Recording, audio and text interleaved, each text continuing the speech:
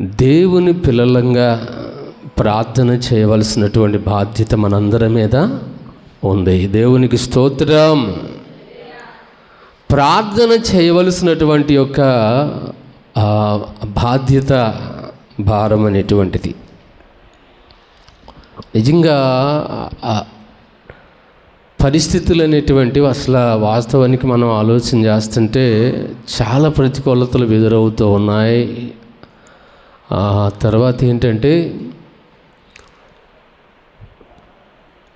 బయటికి వెళ్ళినటువంటి వ్యక్తులు తిరిగి వస్తారేమో, క్షేమంగా ఉంటారు అనేటువంటి నమ్మకం అనేటువంటిది వాస్తవానికి అస్సలు లేనే లేదు. ఉందా? లేదు. అందుకని మనం చేయవలసింది ఏంటంటే ప్రార్థన. ప్రయాణాలు ఉన్నాయి ప్రతిరోజు. ఇప్పుడు మనం చూస్తున్నాం కదా, పేపర్లో కానివ్వండి, న్యూస్లో, వ్యక్తిగతంగా మనం వెళ్ళే ప్రయాణాల్లో కానీ మనం చూస్తూ ఉన్నప్పుడు ఏంటంటే చాలా బలహీనతలు జరుగుతూ ఉన్నాయి, ఎదురవుతూ ఉన్నాయి. అందుకే బైబిల్ గ్రంథంలో కూడా ఎక్కువగా ఏంటంటే ప్రార్థన చేయాలని చెప్పిన దేవుని వాక్యం. ప్రార్థన చేయవలసినటువంటి దానికి ప్రతిగా ఈరోజు మన అందరం కూడా ఎట్లా ఉంటున్నామంటే చాలా బలహీనమైపోయేటువంటి స్థితిలో. ఇంకోటి కూడా నేను చెప్పాలి, ప్రతి విషయంలో కూడా మనం ఏంటంటే చాలా ఇంట్రెస్ట్గా ఉంటాం అన్నమాట, చాలా ఆసక్తిగా. ఒక ఎమ్మెల్యే వస్తాడా, చాలా ప్రోత్సాహకరంగా, చాలా ఆసక్తిగా. ఒక వింతేతన జరుగుతుందా, చాలా ఆసక్తిగా. ప్రియులారా, ఆలోచన చేయండి. దేవుని యొక్క సన్నిధిలో ప్రార్థన చెయ్యాలి అంటే మనం ఎట్లా ఉంటామంటే నిజంగా చాలా నీరసిల్లిపోయినటువంటి వ్యక్తులుగా. అంటే ప్రార్థన అంటే ఏంటి చెప్పండి? ప్రార్థన చేయటం అంటే దేవునితో, పరమ తండ్రితో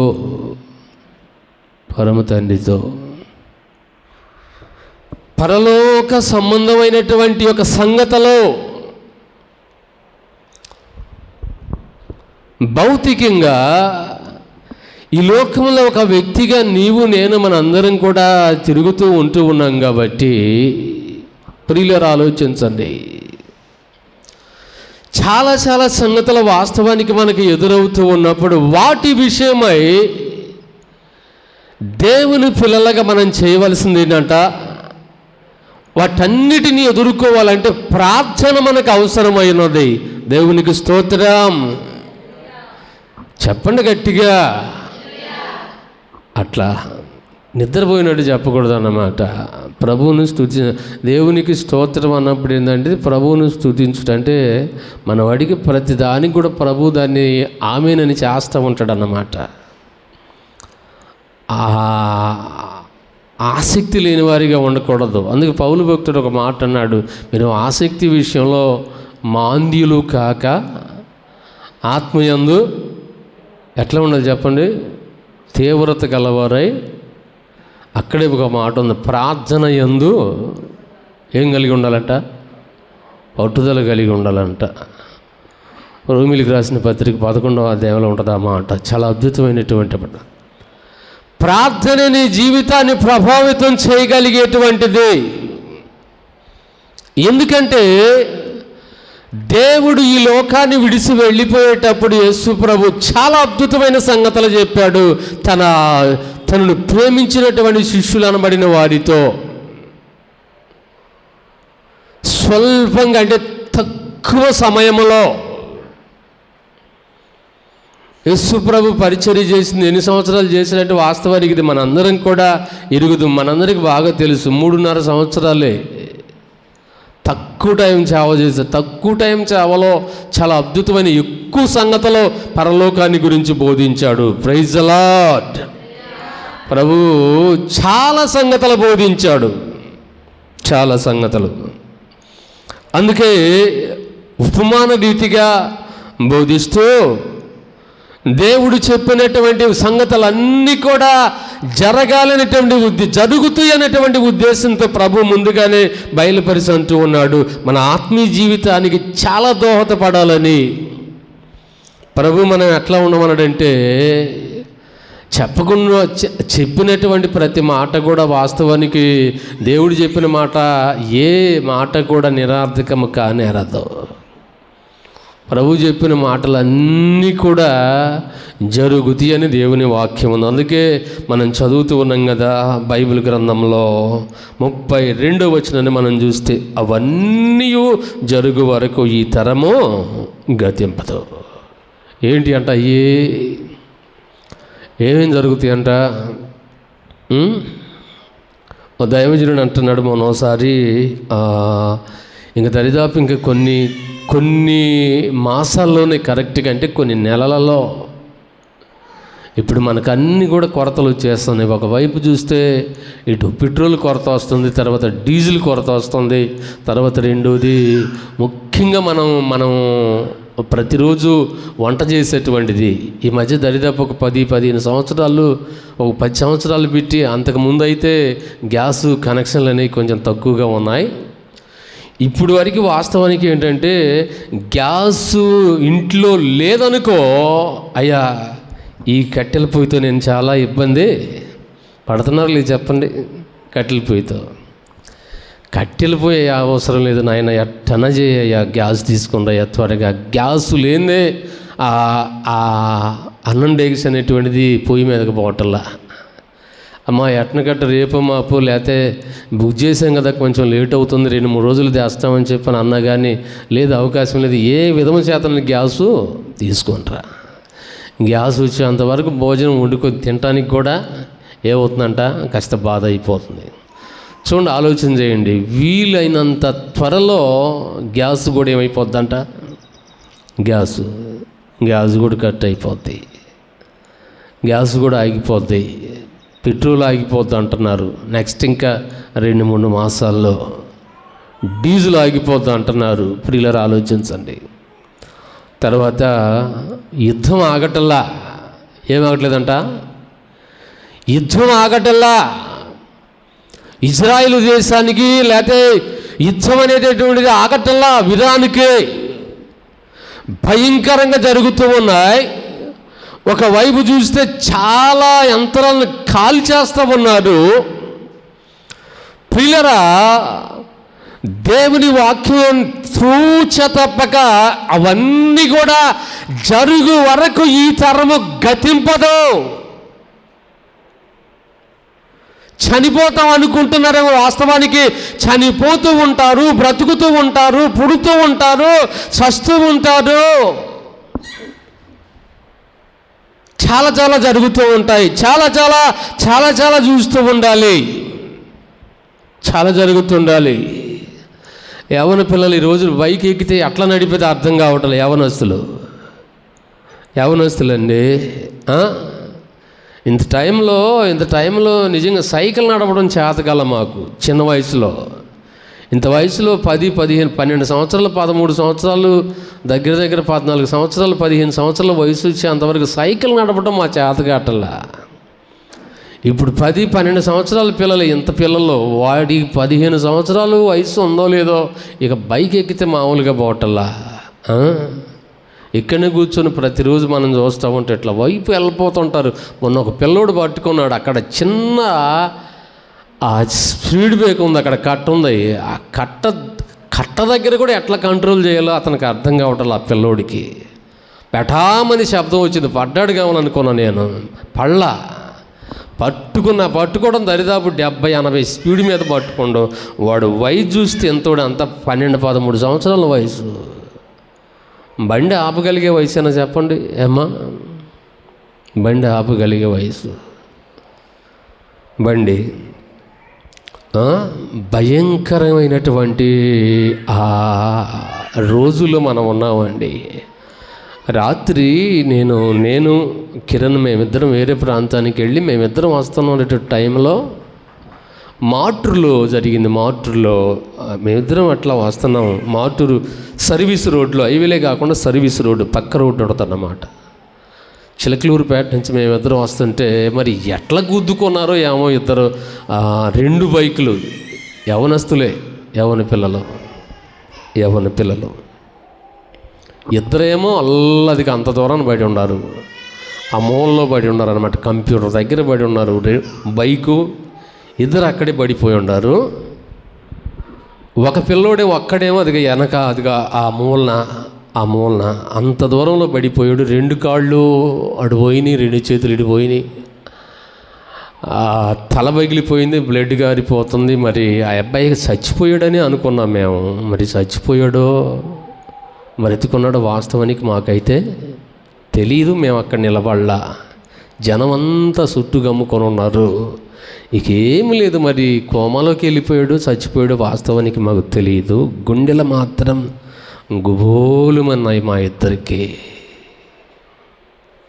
ఇద్దరు పిల్లలేమో అక్కడ బండమిటి పడ్డవాళ్ళు వాళ్ళే పొర్లుకొని లేచి కూర్చున్నారు, కానీ వాళ్ళు కూడా చాలా బాధలు పడుతున్నారు. మరి వాళ్ళకి ఏమి ఇరిగిపోయినాయో వాస్తవానికి అయితే మాకు తెలియదండి. చాలా భయంకరమైనటువంటి రోజులు. అందుకే దేవుడు చెప్పినటువంటి ప్రతి మాట కూడా జరగాలన్నమాట. జరుగుతూనే ఉంటుంది. దేవుని పిల్లలుగా మనం ఎట్లా ఉండాలి? ఇవన్నీ గతించిపోతాయి, మనుషులు మారిపోతూ ఉంటుంటారు. వాస్తవానికి తరాలు గతించిపోతూ ఉంటాయి, జనరేషన్ మారిపోతూ ఉంటుంది. ఈ టైంలో యేసు రక్తము ద్వారాగా కడగబడి ప్రభువును నమ్ముకున్నావంటే వాస్తవానికి నమ్ముకున్నప్పటికీ కూడా నీవు నేను మనమేమో స్థిరంగా ఇక్కడ ఉంటామా? మనలో నుంచి రావాలి, మన బిడ్డలో నుంచి బిడ్డలు రావాలి, తరతరాలకి జనరేషన్ తరతరాలకు పిల్లలు వస్తూ ఉంటారు అన్నమాట, పెరుగుతూ ఉంటుంటారు. మా తాతయ్య దేవుని కృపను బట్టి ప్రార్థనా పరుడు, లేకపోతే మా నాయనమ్మ మంచి ప్రార్థనా పరురాలు, మా అన్నయ్య మంచి ప్రార్థనా పరుడు. ఆ తరంలో ఇదిగో మా తాతయ్య గారు చాలా ప్రార్థనా పరుడు. నువ్వు ప్రార్థన చేసి ఒకవేళ నువ్వు చనిపోయి ప్రభు దగ్గరికి వెళ్ళిపోయినప్పటికీ కూడా నీ ప్రార్థనను దేవుడు విడిచిపెట్టే దేవుడు. నీవు చనిపోతావు కానీ నీ ప్రార్థన నశించిపోదు.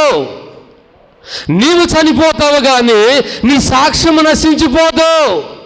అందుకే బైబిల్ అంటున్నది నీవు ప్రార్థనా పరుడుగా ఉండాలి. ఎట్లా ఉండాలి? దేవుని సన్నిధికి వచ్చినప్పుడు బలహీనంగా ఉండకూడదు. ఎలా ఉండాలి? దేవుని సన్నిధిలో ప్రార్థన చేసేటప్పుడు దేవునికి ఇష్టకరంగా ఉండాలి. ఎలా ఉండాలి? నీ ప్రార్థన అనేకులకి ఆశీర్వాదకరంగా ఉండాలి. బైబిల్ చెబుతున్నటువంటి మాట దేవుడు అంటున్నాడు కదా, 20:33 వచనాన్ని మనం చూస్తే, ఆకాశమును భూమి గతించును గాని నా మాటలు ఏమాత్రమో, నా మాటలు ఎవరి మాటలంట? ఎవరి మాటలు? నావి కాదుగా, దేవుని మాటలు గతించవు. ఆకాశము గతించిపోతే, భూమి గతించిపోతే కానీ ఆయన కుమారుడైన యేసు ప్రభు చెప్పిన మాట గతింపదు. దేవుడు సమర్థవంతమైన వాడు. అందుకే నువ్వు ప్రార్థనా యోధుడిగా ఉండాలని, ప్రార్థనా యోధురాలిగా ఉండాలని, ప్రార్థన చేసేటువంటి దైవిక తల్లిగా నీవు ఉండాలని. ప్రార్థన చేసేటప్పుడు ఎట్లా ఉండాలి? మనము మత్తులుగా ఉండకూడదు, మైకంలో ఉండకూడదు, ఏదో ఆలోచన కలిగి ఉండకూడదు, ఏదో ఒక విధానంలో మనం మనసు ఏదో ఆలోచన చేస్తూ ఉండకూడదు. ప్రార్థన చేసేటప్పుడు దేవునితో కనెక్ట్ అయి ఉంటాం అన్నమాట. ప్రార్థన అనేటువంటిది పరలోకపు తండ్రి వినడానికి నువ్వు ప్రార్థన చేస్తూ ఉన్నావు. సమస్య లేదని నువ్వు అనుకోవడానికి వీల్లేదు నాన్న, ఇబ్బంది లేదని నువ్వు అనుకోవడానికి వీల్లేదు. ఏ సందర్భంలో కూడా ప్రార్థనే మన జీవితానికి ఆధారం. అందుకే దేవుని వాక్యం అంటున్నది, అక్కడే దేవుని వాక్యాన్ని మనం చదివితే ఎట్లా ఉండాలి? మనం ప్రార్థనలో ఆసక్తి కలిగిన వారిగా. కొందరి జీవితాల్లో ఆసక్తి ఉండదు, కొందరి జీవితాల్లో బలంగా ప్రార్థన చేస్తూ ఉన్నప్పటికీ కూడా తద్వారా ప్రార్థనలో నిజంగా శక్తిని కోల్పోయిన వారిగా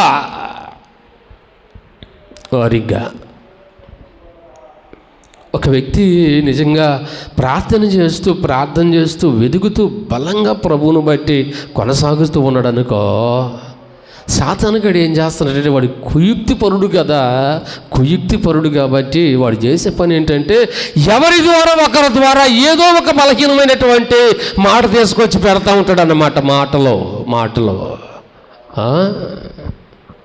మాట తీసుకొచ్చి అబ్బో ఎట్లా ఉంటుంది ఆ మాట విన్నప్పుడు? ఎంత ప్రార్థన చేస్తూ ఉన్నప్పటికీ కూడా ఎదుట వ్యక్తి మాటలకు మనం ఎప్పుడైతే కనెక్ట్ అవుతామో మన ఆత్మీయ జీవితంలో ముందు మనం బలహీనమైపోతామనేది మర్చిపోకూడదు అన్నమాట.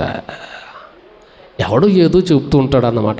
చెప్పిన ప్రతి మాటను కూడా మనం యాక్సెప్ట్ చేయకూడదు. దేవుని చిత్తము కాదు. దేవునికి స్తోత్రం. ఒక వ్యక్తి నీ గురించి ఏదైనా చెప్పినప్పుడు, ఒక వ్యక్తిని గురించి బోధిస్తున్నప్పుడు ఆ వ్యక్తి మాట నువ్వు ఇంట్రెస్ట్గా తీసుకొని నీ మైండ్ ఖరాబు చేసుకోవడం కంటే దేవుని సన్నిధిలో మోకరించు. దేవుని సన్నిధిలో, ప్రభా సహోదరుడు ఏందో ఇట్లా చెబుతున్నాడు ప్రభా, మరి తన పట్ల నీ చిత్తం ఏంటి ప్రభా? ప్రార్థన చేస్తే ప్రభు చెప్పడం ఏమా? ప్రార్థన చేస్తే ప్రభు బయలుపరచడం, అతని సాక్ష్యం ఏమిటో, నీ సాక్ష్యం ఏమిటో, మన సాక్ష్యం ఏమిటో.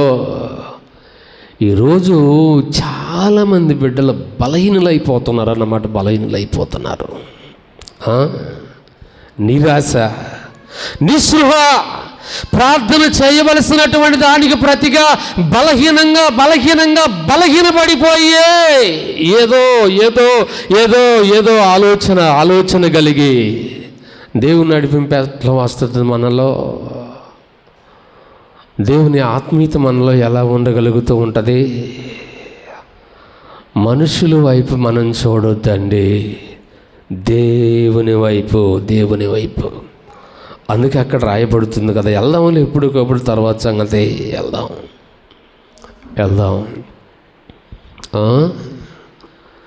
దేవుని సన్నిధి కొరకు అంత ప్రార్థన చేసినటువంటి దేవుని పిల్లలు ఉన్నారు బైబిల్ గ్రంథంలో మనం చూస్తే. దేవుని సన్నిధిలోనికి పరుగులు ఎత్తుకుంటూ వెళ్ళి దేవుని దగ్గర పడి మొరపెట్టినటువంటి వాళ్ళు ఎంతమంది ఉన్నారో. ఆదివారం వస్తేనే కాదండి, దేవుని సన్నిధిలో మోకరించడానికి ప్రతిరోజు కూడా ఒక పండగలాగానే భావించారండి దేవుని పిల్లలు. దేవునికి స్తోత్రం. ఎట్లా ఉండాలంటే మనం ఆసక్తి పరులుగా, ప్రార్థన చేసేవారిగా, ఏదో ఆలోచన పరులుగా కాదండి. అందుకే 34వ వచనంలో ఒక అద్భుతమైనటువంటి మాట అక్కడే రాయబడతాం. మీ హృదయంలో ఒకవేళ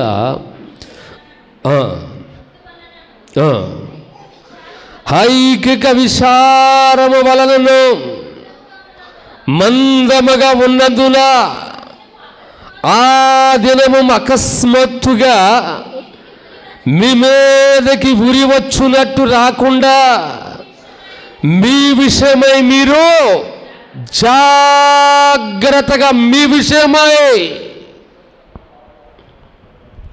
భౌతికంగా ఏదైనా ఒక సమస్య వస్తుంది అనుకోండి, తల్లి ఆలోచన చేయండి.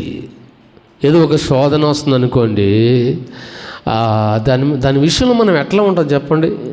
ఎంత అప్రమత్తంగా ఉంటున్నాం. మన మీదకి ఎవరైనా వస్తారు అని చెప్పని బహుశా మనకి ఈ విషయం తెలిసిందనుకో, నువ్వెంత సన్నద్ధులు అవుతాం. మనం అవుతాం లేదా అంటే జాగ్రత్త పడడం విషయంలో ఉంటామా లేదా? మరి దేవుడు అంటే ఎందుకు భయం లేదు అంటే దేవుడు మనల్ని ఏం చేయడు అన్నమాట. అంతే కదా, దేవుడు మనల్ని ఏం చేయడు. ఎట్లుండా పర్వాలేదు, మనం ఏం చేయడు మనల్ని. అంతే కదా. అంతేగా బైబిల్ చెబుతుంది, నా మాట కాదు ఇది. మీ హృదయములో ఒకవేళ తిండి వలన 3 రోజుల కిందట ఒక దైవజనుడు అంటున్నాడు, సందర్భంలో మేము ఒక స్థలంలో కూడుకొని మాట్లాడుకుంటా ఉంటే ఒక వ్యక్తి అంటున్నాడు, ఓ దైవజనుడు ప్రార్థన మందిరానికి ఎప్పుడైతే బయలుదేరతాడో,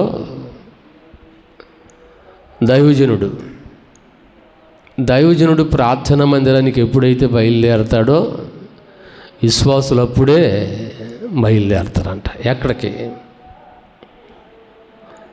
ఈ మాట చాలా జాగ్రత్తగా క్రాస్ చేయండి. ఎక్కడికి బయలుదేరితే విశ్వాసులమ్మా, దైవజనుడు బైబిల్ పట్టుకొని ప్రార్థనా మందిరానికి ఎప్పుడైతే బయలుదేరి మందిరంలోనికి అనౌన్స్మెంట్ చేయడానికి బయలుదేరి వస్తాడో విశ్వాసులు అప్పుడు బయలుదేరతారంట. ఎక్కడికి బయలుదేరి చెప్పండి? బక్కిడి పట్టుకునేది అప్పుడు అన్నమాట. ఏం పట్టుకునేదంట? బక్కిడి పట్టుకునేది అప్పుడు, బాత్రూమ్స్కి వెళ్ళేది అప్పుడు, చేసే పని అప్పుడు, చేసేది అప్పుడు, ప్రతిదీ కూడా దేవుని సేవకుడు బయలుదేరేటువంటి దానికంటే దేవుని బిడ్డగా యేసు రక్తము ద్వారా కడగబడినటువంటి నీవు ఇర్లిగా దేవుని మందిరానికి వెళ్ళాలన్నటువంటి తలంతు నీకు ఎందుకు రాకూడదు?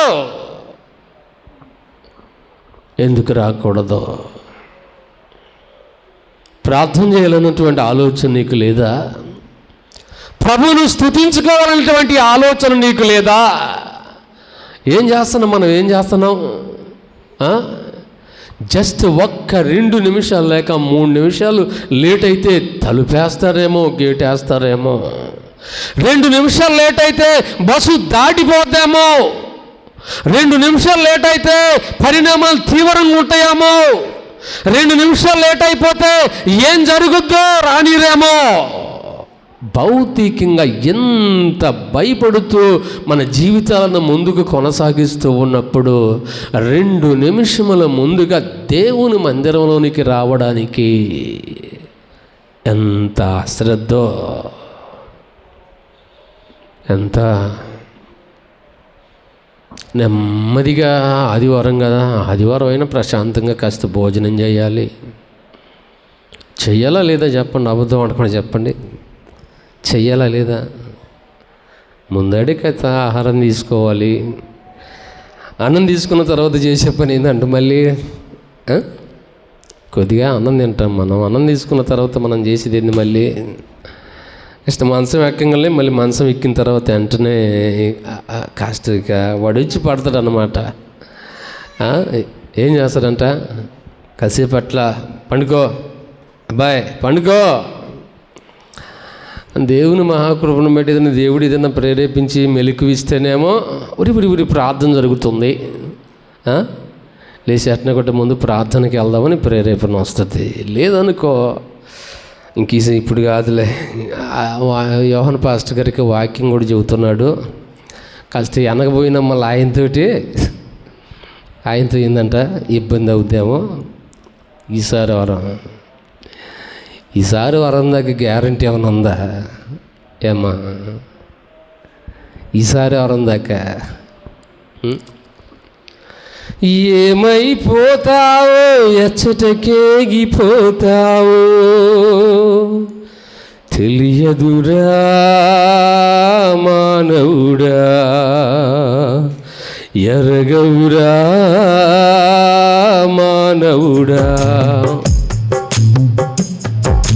హైలేసా హైలు హైలేసా, హైలేసా హైలు హైలేసా.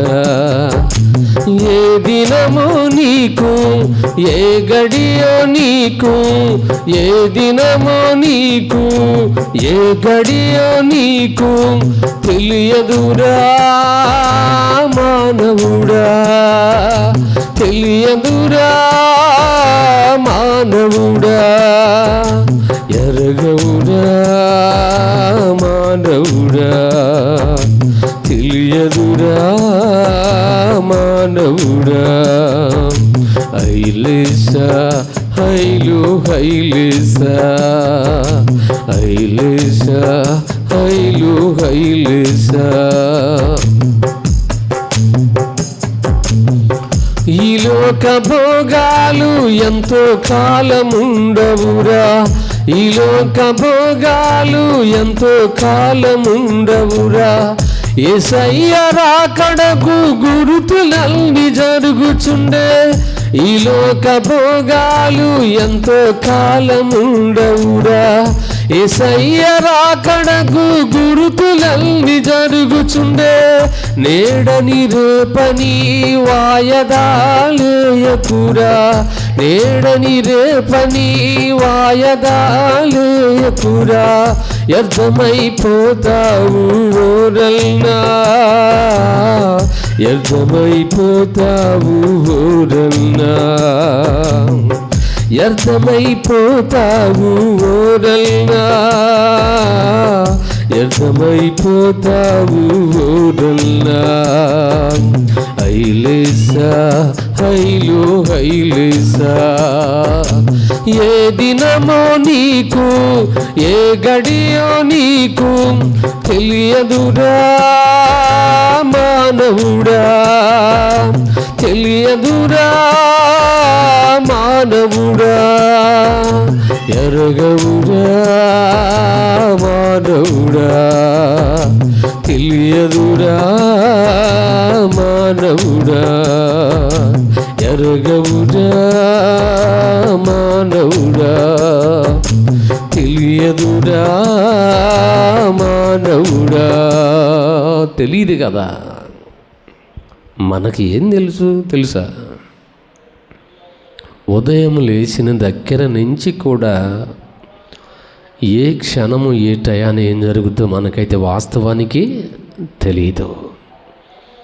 భౌతిక సంబంధమైనటువంటి వాటి విషయమై మనం మనసు ఉంచకూడదు, దేవుని మీద. అందుకే రాయబడుతుంది, మీ హృదయములో ఒకవేళ తిండి వలనను మత్తు వలనను ఐకిక విసారముల వలన, విచారంతో చేస్తూ ఉంటారంటే కొంతమంది. ఆలోచన ఏ ఆలోచన? మన ఆలోచన మన మనసు కాదండి. దైవభక్తులు ప్రార్థన చేశారు దేవుని సన్నిధిలో, ప్రభా నా పట్ల నీ చిత్తమేమిటి, నా సంఘం పట్ల నీ చిత్తమేమిటి, నాకు ఇచ్చిన ఆత్మీయ బిడ్డల పట్ల నీ చిత్తమేమిటి? నిజమైన ప్రార్థన యోధులమైతే దేవుని సన్నిధిలో మోకరించి ప్రభువుని అడగాలి. నా మనసు, నా తలంపు, నా ఆలోచన కాదయ్యా, నీ ఆలోచన ద్వారా చేసిన వాళ్ళు ఉన్నారా? ప్రార్థన అట్లా బైబిల్లో ఏమన్నారా లేరా? ఉన్నారా లేరా? ఉన్నారు. బైబిల్లో దైవ ప్రవక్తలు ఉన్నారు. దైవ గ్రంథంలో మనం చూస్తే ఒక మాట ఇక్కడ భక్తుడు రాశాడు. 73వ కీర్తనలో ఒక అద్భుతమైనటువంటి మాట ఆసాఫ్ అనేటువంటి ఒక భక్తుడు రాశాడు. చాలా అద్భుతమైనటువంటి మాట రాశారు. చూడండి, ఆ మాటను చదివినట్లయితే చాలా అద్భుతమైనటువంటి మాట. 73వ కీర్తన 24-25 వచనం చదువుదాం. 24-25 వచనం త్వరగా. నీ ఆలోచన చేత నన్ను నడిపించదవో, తర్వాత మహిమలో నీవు నన్ను చేర్చుకుందువో, ఆకాశమందు నీవు తప్ప నాకెవరున్నారు? నీవు నాకుండగా లోకములను ఏది నాకు అక్కరలేదు. దేవునికి స్తోత్రం చెప్పండి. ఏ ఆలోచన? నా ఆలోచన చేత నడుస్తాను ప్రభు అన్నాడు ఆయన. అన్నాడమ్మా, ఎంతవరకు నీ ఆలోచన? ఎంతవరకు రా నా ఆలోచన? మన ఆలోచన ఏంటి? ఏంటి మన ఆలోచన? మన ఆలోచన అంటూ ఏమీ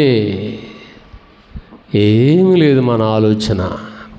ప్రార్థన చేశాడు, నీవున్నావు కదా, నాకున్నారు, బహుశా తల్లిదండ్రులు ఉన్నారు, అన్నదమ్ములు ఉన్నారు, రక్త సంబంధికులు ఉన్నారు, నిలవైన వారు ఉన్నారు, చాలామంది ఉన్నారు. అవసరంలో వాడుకునే వాళ్ళు అంతే. ఏదైనా అవసరమై అయ్యా అన్నారు అనుకో, ఒకవేళ ఆగు, అవసరమైతే. అందుకే దైవజనుడు ప్రార్థన చేశాడు. ఆసాపు ప్రార్థన అద్భుతమైన ప్రార్థన.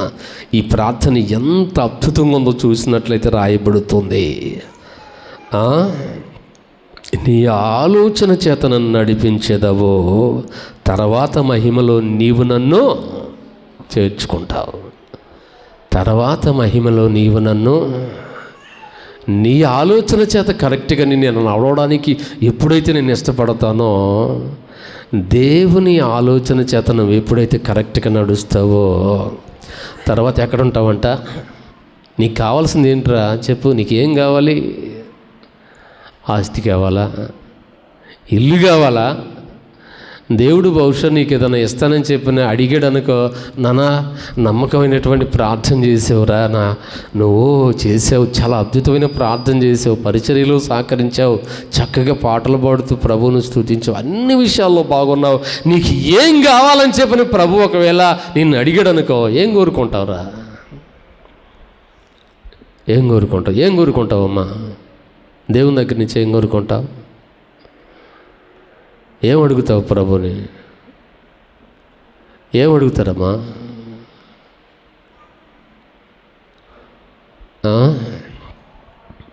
ఒక గుడ్డివాడు ప్రభు సన్నిధిలో ప్రతిరోజు బిచ్చం అడుగుతూ ఉండేటువంటి వ్యక్తి. అది మనందరికీ బాగా తెలిసినటువంటి సుపరిచితమైన అధ్యాయం అపోస్తుల కార్యముల గ్రంథం 3వ అధ్యాయంలో.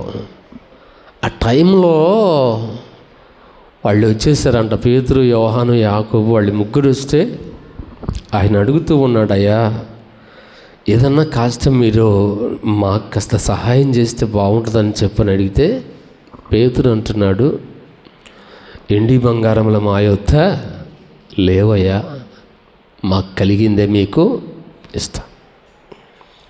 భౌతిక సంబంధమైనటువంటి ఆలోచన నుంచి ఏదో ఇస్తారని చెప్పని తను ఆశిస్తూ ఉన్నాడు. వీళ్ళు ముగ్గురు ఏదో ఇస్తామంటున్నారు, ఏదో ఇవ్వడానికి ఇష్టపడుతున్నారని చెప్పి చాలా ఆసక్తితో ఎదురు చూస్తూ ఉన్నప్పుడు, మాకు కలిగినదే మీకు. ఏం కలిగి ఉన్నారు వాళ్ళు? ఈ లోక సంబంధమైనటువంటి భౌతిక సంబంధమైన ఆస్తులు ఏమైనా కలిగి ఉన్నారు వాళ్ళు? ఉన్నారా? యేసు ప్రభు పరిచర్య స్టార్టింగ్లోనే వచ్చేసాడు. వచ్చి మీకున్నటువంటివి సమస్తాన్ని విడిచిపెట్టి నా దగ్గరికి రండి అంటే, వాళ్ళకున్నటువంటి వలలు, వాళ్ళకున్నటువంటి వ్యాపారాలు, వాళ్ళకున్నటువంటి సమస్తాన్ని విడిచిపెట్టి దేవుని పాదముల దగ్గరికి వచ్చేసారు వాళ్ళు. ఏమిస్తారు వాళ్ళు? ఏముంటాయి వాళ్ళ దగ్గర? ప్రభు ఏదైనా అంత పెడితే తింటున్నారు, ప్రభు మోకరించి ప్రార్థన చేస్తే ప్రార్థన చేస్తున్నారు, ప్రభువుకు సాక్షులుగా బ్రతుకుతూ ఉన్నారు. వాళ్ళ దగ్గర ఏముంటుంది? తర్వాత ప్రభు చనిపోయాడు, పునరుత్థానుడై తిరిగి లేచి వెళ్ళి పోయాడు. అందుకు ఒక అద్భుతమైనటువంటి మాట అన్నాడు, మాకున్నదే నీకు ఇస్తాం, అదేంటో ఇయ్యండి అయ్యా అని చెప్పి నా వ్యక్తి ఎదురు చూస్తూ ఉన్నప్పుడు, నజరేయుడైన యేసు నామములో లేచి దిక్కునా, దేవునికి స్తోత్రం, యేసు నామములో ఇదిగో నువ్వు ఏ స్థితిలో ఉన్నా సరే లేవనెత్తగలిగిన వాడు ఆయన. పరీక్షలో రాణించలేకపోతున్నావా? ఇదిగో ఈ స్థితిలో నేను ఉద్యోగం చేయాలని ఆశిస్తూ ఉన్న ఉద్యోగాన్ని పొందుకోలేకపోతున్నానని అనుకుంటున్నావా? ఏ స్థితిలో ఉన్నా సరే దేవుడు లేవనెత్తగలిగిన దేవుడు ఆయన. లేవనెత్తగలిగిన దేవుడు. ఆయన ఆలోచన చేత నీవు నడవగలిగినట్లయితే, అందుకే ఆసాపు ప్రార్థన చేశాడు, అయ్యా నీ ఆలోచన చేత నన్ను నడిపించేదవో, తర్వాత మహిమల నీవు నన్ను. ఈ లోక సంపద ఏది మనకు అవసరం లేదు. ప్రభు నిన్ను ఏదైనా ఒకవేళ అడిగాడనుకో, ఒకటే అడుగు, నువ్వు నీ విశ్వాసం గలదానివై ప్రభు నీతో మాట్లాడేది, ఏం కావాలో తల్లి అని అడిగాడనుకో, రేపు ఎండి బంగారం లేదు, నువ్వు అడగాల్సిన అవసరం లేదు. నువ్వు అడిగినా అడగకపోయినా బంగారం మీద నువ్వు నడవబోయేటువంటి రోజు ఒకరోజు రాబోతుంది. దేవునికి స్తోత్రం. నువ్వు అడగాల్సింది ఏంటో తెలుసా? ప్రభా, నీ మహిమగల సన్నిధిలో నాకు అంత స్థలమో ఏం కావాలా? చోటు కోసమే కదా, జనుడు చోటు కోసమే కదా. సియోను శిఖరాగ్రము నీ సింహాసనమాయనా, సియోనులు నిన్ను చూడాలని, సియోనులు నిన్ను చూడాలని ఆశతో ఉన్నాను నా యేసయ్యా, సియోనులు నిన్ను చూడాలని, సియోనులు నిన్ను చూడాలని ఆశతో ఉన్నాను నా యేసయ్యా, నీకే వందనం, నీకే వందనం, నీకే వందనం, నీకే వందనం నజరేయుడా.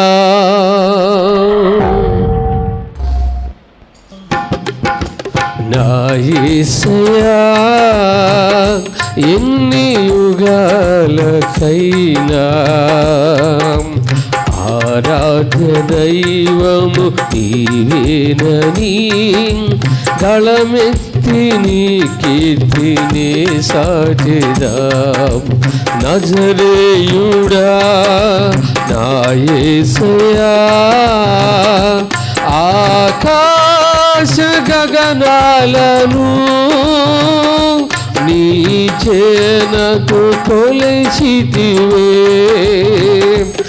ఆకాశ గగనాలను నీ చేనకు కొలిచితివే,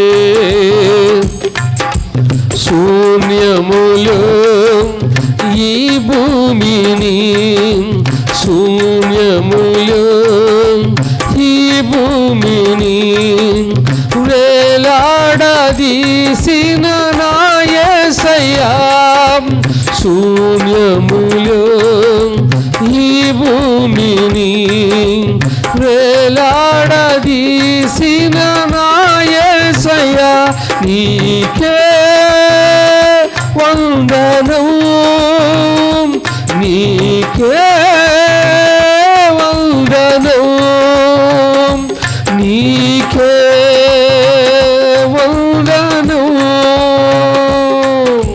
నజరేయుడా నా యేసయ్యా, ఎన్ని యుగాలకైనా ఆరాధ్య దైవము నీవేనని గళమెత్తి నీ కీర్తి నే సాటిదాం. నజరేయుడా నా యేసయ్యా. దైవజనుడు ప్రార్థన చేసి, నీవు ఉన్నావు కదయ్యా, నీవు నాకుంటే చాలు, నీవు నాకుండగా. 73వ కీర్తన 25వ వచనంలో ఒక అద్భుతమైనటువంటి మాట, ఆకాశమందు నీవు తప్ప నాకెవరున్నారు? ఎవరి కోసం మనం ప్రార్థన చేస్తుంది? ఎవరి కోసం మనం ప్రయాసపడుతుంది? మహిమగల దేవుని సింహాసనము ఎదుట సిగ్గుపడకుండా రేపు ఒక జానుడు చోటు దిక్కితే చాలు. నువ్వు అక్కడ టయానికి నీకేమైనా ఇంత అన్నం చేసుకొచ్చి పెట్టరు? అక్కడ పెడతారమ్మా? భోజనం పెడతారా? షుగర్ కదా, అయ్యో నాయన టయానికి షుగర్ కదా, ఉదయం లేచి ఎర్లీ మార్నింగ్ 7 గంటలకల్లా కాస్త అంత తినకపోతే నేను తట్టుకోలేను, నడవలేము, నీరసం వస్తుందేమో, థైరాయిడ్ కదా, ఈ టాబ్లెట్స్ వాడకపోతే బలహీన పడిపోతానేమో, కిడ్నీ సమస్య కదా, ఇదిగో ఈ మెడిసిన్ వాడకపోతే ఇబ్బంది పడతానేమో, లేకపోతే కరెంటు లేకపోతే. ఇందాక ఎంత టైం? ఎంత? ఒక ½ అన్ అవర్ టైం. అరగంట కరెంట్ తీసాడు ఇందాక టైంలో 10కి ముందు తీసారా? అరగంట కరెంటు తీస్తే అరగంటలో ఉక్కిరి బిక్కిరి అయిపోతున్నాం. ఉక్కిరి బిక్కిరి అయిపోతున్నాం. కరెంట్ లేదు. ఏంటి ప్రభా, ఏంటయ్యా ఈ సమస్య, ఏంటి బాధ ఏంటి? రేపు కరెంటుతో నీకు అవసరం లేదురా, ఇంత టిఫన్తో నీకు అవసరం, ఇంత భోజనంతో నీకు అవసరం లేదండి. ఇది మట్టి శరీరమే. ఈ శరీరం ఏంటంట, ఈ శరీరం ఇక్కడే విడిచిపెట్టిపోతాం. ఈ శరీరం నీతో రాదు. ఈ శరీరం ద్వారా నువ్వు స్ట్రైట్గా పరలోకానికి, ప్రభు దగ్గరికి వెళ్ళవు. దేవుడు నీకు ఇచ్చిన శరీరం ఇక్కడే విడిచిపెట్టాలి. బైబిల్ గ్రంథం చాలా అద్భుతమైన రీతిలో సాధిస్తూ ఉన్నది. ప్రసంగి భక్తుడు రాశాడు కదా, 12:7 ఉన్నది, మన్నైనది వెనకటి వలే. ప్రభు అంత మట్టి తీసుకున్నాడు, బొమ్మను చేశాడు, ఆకారం చేశాడు, నాసిక రంధ్రాలు తయారు చేశాడు. తర్వాత బొమ్మగా చేసుకున్న తర్వాత ఆ బొమ్మకి ఏం చేశాడంటే ప్రభు అట్లా జీవవాయువుని అని అట్లా ఊదేశాడు. ఇక అంతే, నరుడు జీవాత్మ ఆయనకి అంతే. మళ్ళా ప్రభు ఆ జీవాన్ని పిలిచడానికి మళ్ళీ ఏమైందంట, బొమ్మే కదా, మట్టే కదా. మట్టి ఏమైపోద్ది, మట్టి అంతే. మట్లు కలిసిపోవాల్సిందే, తప్పదురా. మన్నైపోతావు, జాగ్రత్త. అందుకే దేవుని వాక్యం, ఒకవేళ నీ హృదయం తిండి వలన కానీ, మత్తు వలన కానీ, ఐకిక విసారము వలన కానీ నువ్వు ఎక్కడ కూడా బలహీనమైపోకూడదు, బలహీనుడు కాకూడదు. ప్రార్థన చేయి. ప్రార్థన చేస్తే దేవుడు జీవింప చేయగలిగిన వాడు ఆయన, బ్రతికించగలిగిన వాడు ఆయన. మందేముంది, కొంతసేపు కనపడతాం,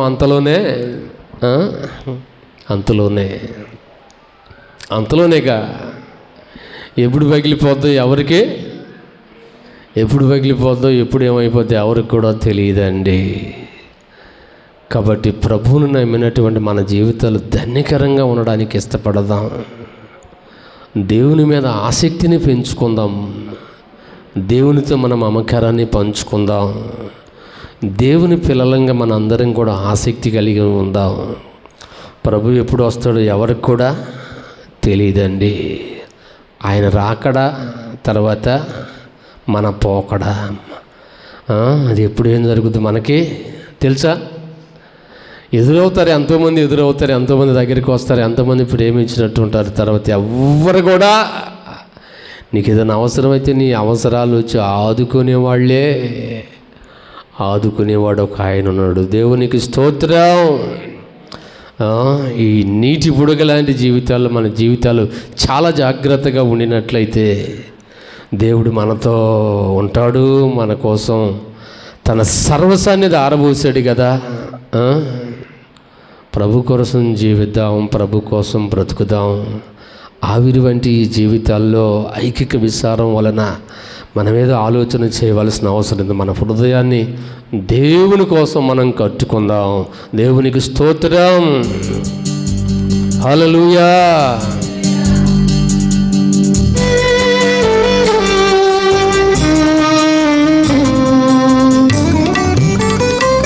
ఎప్పుడేమైపోతుంది తెలియదు మన జీవితంలో.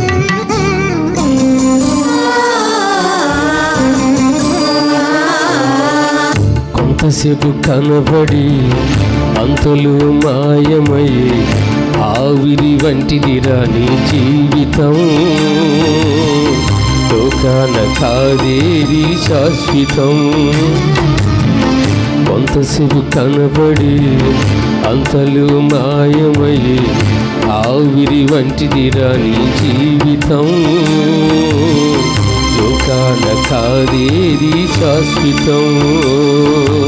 యేసే నిజ దేవుడు, నిత్య జీవమిస్తాడు.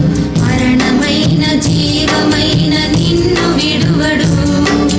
యేసే నిజ దేవుడు, నిత్య జీవమిస్తాడు. మరణమైన జీవమైన నిన్ను విడువడు. కొంతసేపు కనబడి అంతలోని మాయమయ్యి ఆవిరి వంటిదిరా నీ జీవితం. లోకాన కాదేది శాశ్వతం.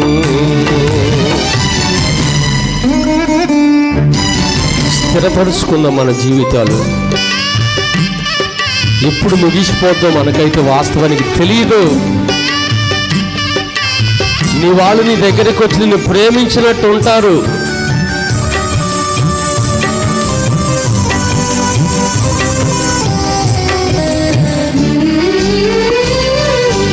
ఎదురవుతారెందరో నీ పయనములో, నిలిచేది అందరూ నీ అక్కరలో.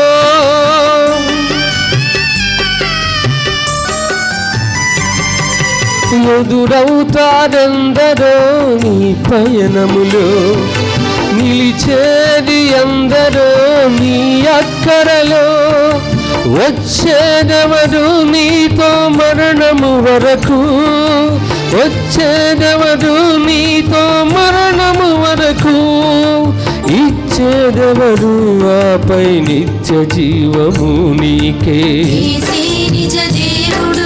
యేసే అవును, ఆయన తప్ప ఇంక ఎవరు లేదు.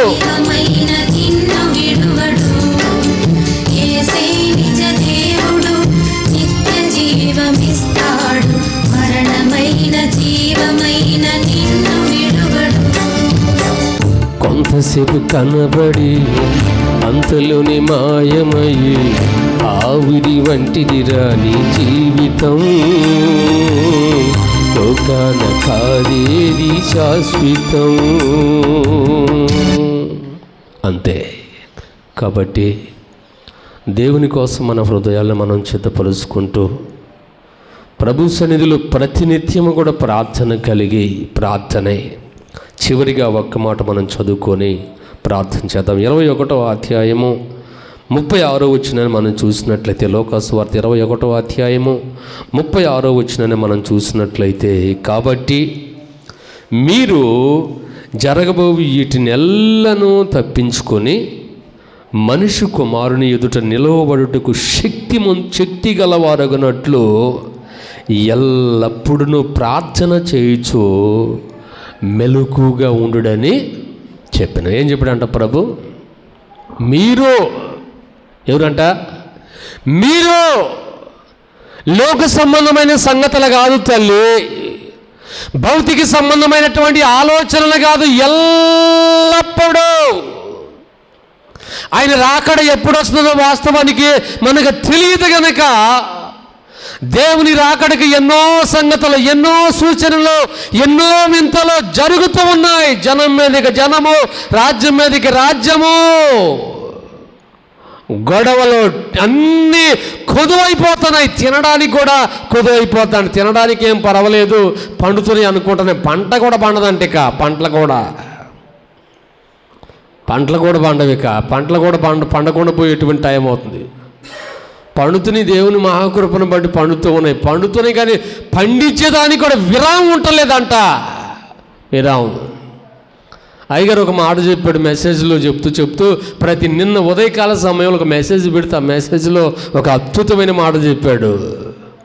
పాత నిబంధన కాల ప్రకారం ఆలోచన చేస్తే ప్రతి 6 సంవత్సరాలకు ఒకసారి 7వ సంవత్సరాన్ని భూమిని ఏం చేయాలంట? భూమిని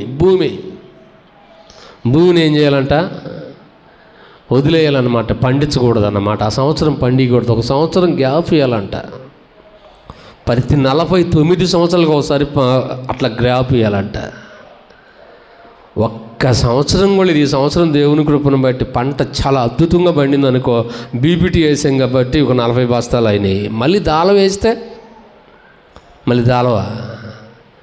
దాళం వేస్తే దేవుని కృపను బట్టి దాళం కూడా ఒక 35-40 బస్తాలు అవుతాయేమో. మళ్ళీ అది అయిపోయింది. నీళ్ళు ఏదైనా బోరు కింద అందక ఉందనుకో, మళ్ళీ అది అయిపోయింది. ఏదో కాస్త మేతో లేకపోతే ఏదో. ఇక ఆ భూమికి విరామం ఎప్పుడు ఉంటుందిరా? పిల్లలు ఆలోచించండి. టైం లేదు, ప్రభు రాకడ చాలా దగ్గరగా ఉంది. అందుకే ప్రభు అంటున్నాడు చాలా అద్భుతమైనటువంటి పని. కాబట్టి మీరు జరగబో వీటినెల్లను తప్పించుకొని మనిషి కుమారుని ఎదుట నిలవబడుటకు శక్తి గల మారుమగనట్లు ఎల్లప్పుడూ ప్రార్థనే ఎప్పుడు కూడా ప్రార్థన ద్వారాగే. దేవుని మందిరంలో ఉన్నప్పుడు మాత్రమే కాదమ్మా, దేవుని మందిరంలో ఉన్నప్పుడే కాదు, నువ్వు ఇంటి దగ్గర ఉన్నా, బయట ఉన్నా, నువ్వు ఏ స్థలానికి వెళ్ళినా మనం మాట్లాడే ప్రతి మాటను ప్రభు చూస్తూ ఉన్నాడు. ప్రేమ కలిగినటువంటి దేవుడు ఆయన చూసే దేవుడు ఆయన చూస్తుంటాడు అన్నమాట, అన్నీ చూస్తూ ఉంటాడు ఆయన.